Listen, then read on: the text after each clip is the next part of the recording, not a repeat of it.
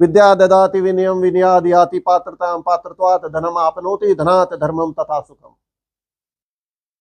Meditation leads you to have concentration in life, concentration to have power of observation to have analysis, to have decisions. What is right, what is wrong, and I can lead a better life. Janmashtami के पावन अवसर पर जाटौली मंडी स्थित हिंदू वाहिनी कार्यालय में एक भव्य आयोजन देखने को मिला।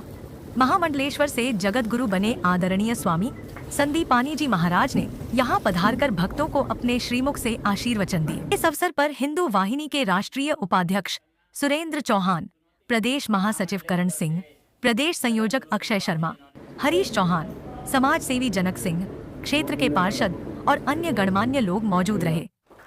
सभी ने फूल मालाओं से स्वामी जी का भव्य स्वागत किया। कार्यक्रम के दौरान स्वामी संदीपानी जी महाराज ने समाज में उत्कृष्ट कार्य करने वाले गणमान्य व्यक्तियों को सम्मानित किया। साथ ही शिक्षा के क्षेत्र में अच्छा प्रदर्शन करने वाले कुछ विद्यार्थियों को भी उन्होंने पुरस्कृत कर प्रोत्साहित किया। भक्तों को संबोधित करते हुए स्वामी जी ने सनातन धर्म के स्तंभों का उल्लेख करते हुए शिक्षा, अर्थ और सामर्थ्य के महत्व पर प्रकाश डाला और कहा कि हमें हर दृष्टि से सामर्थ्य बनना है। उन्होंने उड़ीसा में चल रहे अपने मठ और भविष्य की योजनाओं की भी जानकारी साझा की। इसके साथ ही उन्होंने अभावग्रस्त क्षेत्रों में लालच के नाम पर हो रहे धर्म परिवर्तन पर चिंता व्यक्त की और समाज को सजग रहने का संदेश दिया। वहीं इलाज के नाम पर हो रही कठिनाइयों के समाधान हेतु भी अपनी योजनाओं से लोगों को अवगत कराया और बहुत जल्द लोगों को सस्ते में गुणवत्तापूर्ण इलाज मुहैया कराने का आश्वासन दिया। जन्माष्टमी के इस पावन पर्व पर स्वामी संदीपानी जी महाराज के प्रवचन ने श्रद्धालुओं में नई ऊर्जा और जागरूकता का संचार किया। बहुत बड़ी समस्या बेरोजगारी की समस्या उड़ीसा के अंदर हमने देखी, और ऐसी समस्या कि वहां पर तो आपने सुना होगा कि 2 बोरी चावल के अंदर मिशनरी धर्म को कन्वर्ट करा रही थी। 2 बोरी चावल के अंदर हमने वहीं से काम करना शुरू किया। हमने 6 महीने तक करीबन 500 बच्चों को हमने तैयार किया अपने मठ में। बाहर नहीं गए हम कहीं, मठ में हम बुलाते, उन बच्चों को ग्रूमिंग कराते हैं। और उन बच्चों के लिए हमने पूरे भारत से 20 कंपनियां बुलवाई और मठ के अंदर हमने जो फेयर लगवा दिया, जो कि आज सरकार नहीं करा पा रही, वो हमने मठ में करा दिया। करीबन 300 बच्चों को उस मठ से नौकरियां प्राप्त हो गई। अब मुझे बताइए कि जो धर्मांतरण, जो क्या वो 300 बच्चे या वो 300 बच्चों का परिवार 2 बोरी चावल में अब धर्म का अंतरण कर लेगा? कभी नहीं करेगा। उसका रिजल्ट ये रहा, जो माता पिता भी दूर से मठ को हाथ जोड़ के दूर से निकल जाते थे, आज के समय में वो अपने बच्चों को कह रहे हैं कि आप जाओ और महाराज जी के पास में रहो, क्योंकि आपका भविष्य मठ से जुड़ा हुआ है।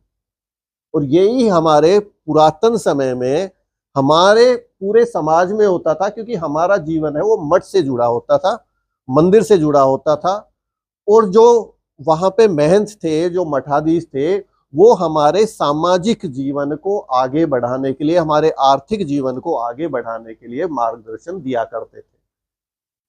जो राजा होते थे, राजा को भी धर्म आचरण कैसे करना है उसका भी मार्गदर्शन मिलता था, प्रजा को भी मार्गदर्शन मिलता था, पूरे राज्य को मार्गदर्शन मिलता था। जो वो एक कड़ी है, जो वो टूट गई, हमने उसी कड़ी को वापस जोड़ने के लिए हम वहां पर प्रयास करते। दूसरी बात, फिर हमने देखा कि चलिए एक बार तो काम हो गया, अब इस चीज को कैसे आगे बढ़ाएं। हमने 3-4 अलग अलग ग्रुप बनाए हैं वहां पर, जिसके अंदर हम छोटे बच्चों को 10वीं क्लास तक उनकी अलग हम क्लास लगवाते हैं। उसके बाद में जो 11वीं कक्षा से लेके और जो ग्रेजुएशन में है उनके लिए हम अलग से कराते हैं। उसके बाद जो प्रोफेशनल क्वालिफिकेशन कर लिए हैं, जो प्रोफेशनली क्वालिफाइड है, तो उनके लिए हम अलग ग्रूमिंग क्लासेस लगवाते हैं।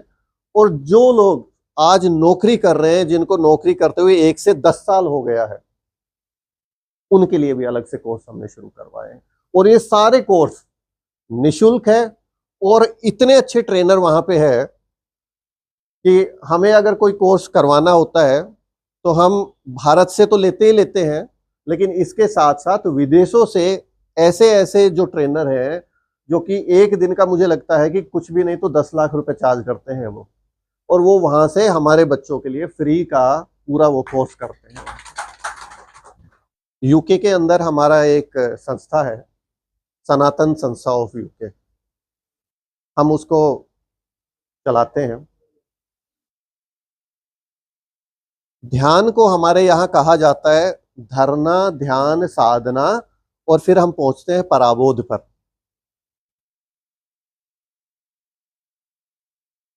हाईएस्ट लेवल ऑफ कॉन्शियसनेस, जिसको इंग्लिश में एनलाइटनमेंट भी बोलते हैं। अंग्रेजों के पास में एक शब्द है, मेडिटेशन, क्योंकि जो भारत के शब्दकोश है वो उनके पास तो है नहीं, तो उनके पास में वो भी बाद में बनाया गया मेडिटेशन।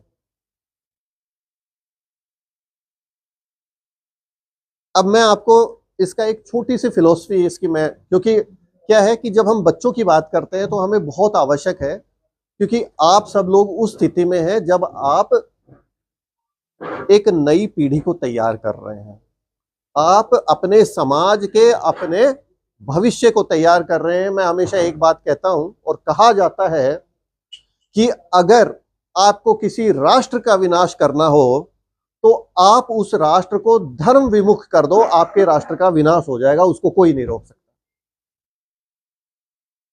और ऐसे ही अगर आपको किसी समाज का विनाश करना है तो उस समाज को संस्कार विहीन कर दो, उस समाज का विनाश होने से कोई नहीं रोक सकता। आज हम हर तरफ जाते हैं तो संस्कार की बात होती है, और धर्म क्या है? जो धारण करने योग्य है वही धर्म है। अब इसका पॉजिटिव साइड है कि अगर हमें किसी राष्ट्र का निर्माण करना है तो आप उसको धर्म दे दो जो धारण करने योग्य है, और अगर हमें किसी समाज का निर्माण करना है तो उसके अंदर संस्कार डाल दो, उस समाज का निर्माण हो जाएगा।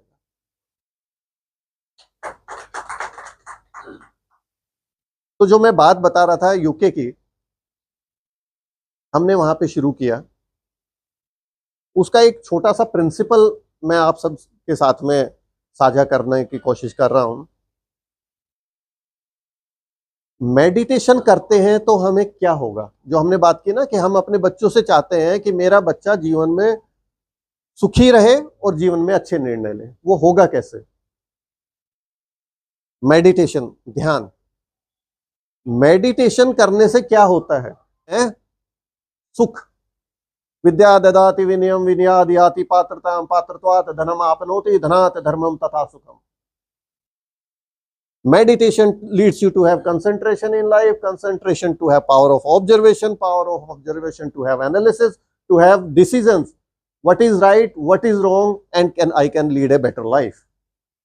बहुत छोटी सी बात थी हमारे आध्यात्म में, लेकिन हम उससे थोड़ा सा विमुख हो गए और वही चीज अंग्रेजों ने पकड़ ली। अंग्रेज चाहते हैं वहां पर, हमारे वहां गुरुकुल के अंदर 10% हमारे भारतीय हैं और 90% हमारे गुरुकुल के अंदर अंग्रेज हैं, और अंग्रेज चाहते हैं कि उनके बच्चे भारतीय संस्कृति का अध्यात्म सीख जाए। अगर आपके बच्चे को यह पता हो कि जीवन में निर्णय कहां लेना है, कैसे लेना है, क्या अच्छा है क्या बुरा है, तो आईएएस आईपीएस बहुत छोटी सी चीज है।